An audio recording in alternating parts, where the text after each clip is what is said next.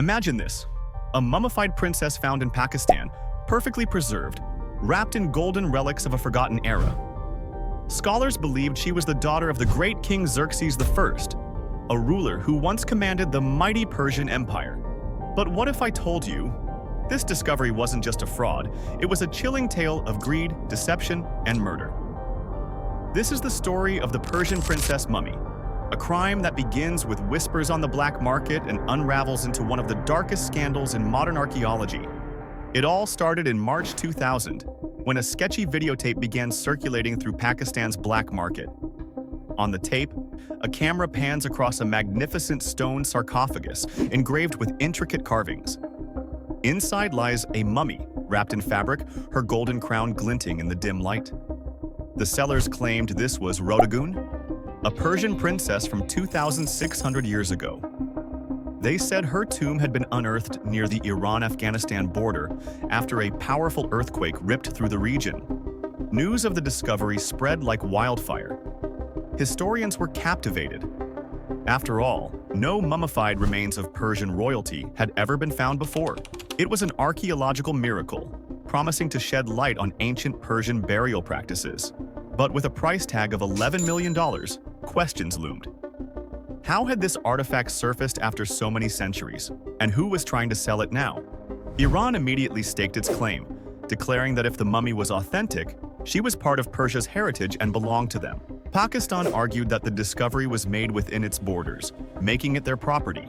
Even the Taliban in Afghanistan weighed in, tying the artifact to Afghanistan's role in ancient trade routes. What should have been a moment of unity among nations became a geopolitical tug-of-war. The tape caught the attention of Pakistan's authorities, and soon, investigators traced the mummy to a tribal leader named Wali Mohammad Reki in Quetta, Pakistan. Reki claimed he had received the sarcophagus from Sharif Shah Baki, an Iranian man who had stumbled upon it after the earthquake. Baki's story was compelling. He said the earthquake had exposed ancient burial sites, revealing the princess's tomb. He had transported the relic across the border into Pakistan to sell it for a fortune. But there was a problem. Sharif Shah Baki had vanished, leaving only his story behind. Authorities suspected he had fled the region, possibly fearing exposure. And then came the first crack in the story. Experts examining the sarcophagus noted inconsistencies in its design. While it bore symbols of Persian royalty, certain carvings didn't align with known artifacts from the Achaemenid era. Was it possible this ancient princess was not what she seemed? The authorities confiscated the mummy and sent it to the Karachi National Museum for analysis. What followed was a meticulous investigation that would unravel the mystery and reveal something far more sinister than anyone had anticipated. First, carbon dating was performed on the body. The results were shocking. The body wasn't 2,600 years old. It was from 1996, just 4 years before it was discovered. Next came the CT scans. The scans revealed that the mummy was not a princess, but a 24-year-old woman who had been hastily embalmed with modern chemicals, including baking soda and sodium chloride. Her internal organs had been removed in a crude, unorthodox manner, and the body had been bleached to mimic the look of ancient preservation techniques. But that wasn't all. The sarcophagus itself was just 250 years old, and close examination revealed pencil marks around the inscriptions, clear evidence that modern tools had been used to guide the carvings. The final blow came when experts analyzed the inscriptions. The name Rhodogoune was written in its Greek form, not the Persian Rhodogoune. The mixture of Greek and Persian elements made no sense historically. This wasn't a 2,600-year-old princess. It was a carefully orchestrated forgery.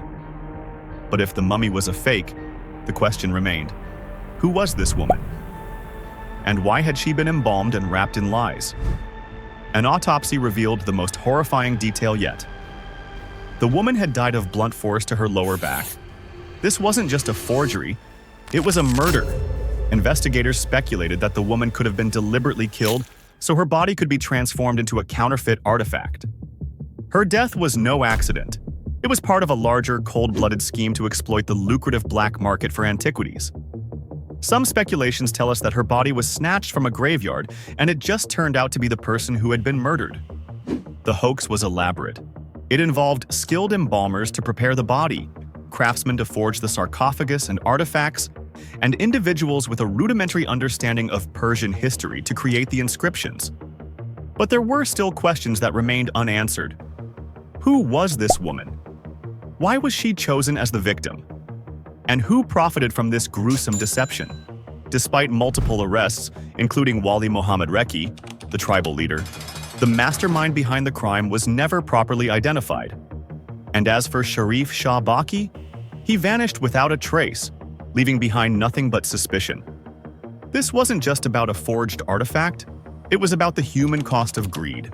For years, the mummy sat stationary as authorities debated what to do with it. Finally, in 2008, the Edie Foundation, a non-profit social welfare organization, arranged for the woman to be buried. She was given a proper funeral, her dignity restored in death. Even if her identity remains a mystery, the Persian princess hoax became a cautionary tale, exposing the dark underbelly of the antiquities trade. It showed how greed and deception can distort history and destroy lives. Today, the story of the Persian princess is remembered not for what it revealed about the past, but for what it uncovered about the present. A world where the pursuit of profit can lead to lies, exploitation, and murder. And so, the Persian princess reminds us, when we chase legends, we must be prepared for the possibility that the truth is far darker